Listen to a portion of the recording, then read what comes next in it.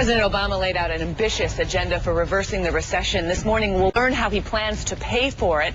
The president will send his first budget to Congress. It includes a $634 billion commitment to health care reform. Some of the sharpest financial minds are helping us crunch the numbers and trying to figure out what the spending plan will cost you and mean for you. With us here in studio, investment advisor Ryan Mack and Jackie Zahner, the founding partner of the Circle Financial Group, and from Nashville, Harvard economist Jeff Mirren. Welcome, everybody, to the program. Ryan, I want to start with you first and talk about what's in this budget. It looks like a big shift to higher taxes eventually for people who make the most money, the top 2%. And then also this piggy bank, the $634 billion for health care, a down payment, the administration likes to say, on health care reform.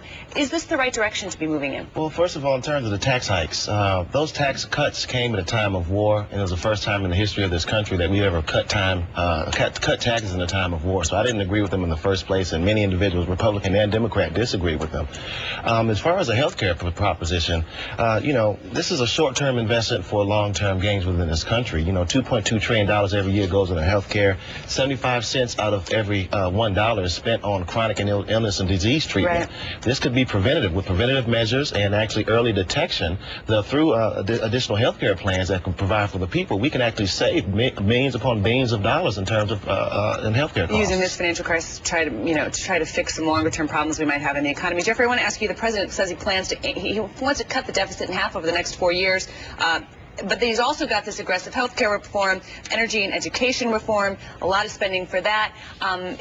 You said earlier this week, actually, that you thought it was, overly optimistic, over-optimistic that you could do all of this and cut the deficit.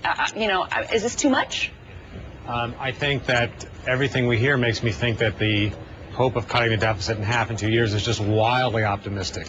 One reason is that the revenues we end up getting from raising taxes, especially the kind of tax increases that are being proposed, always end up being well less than the initial forecast.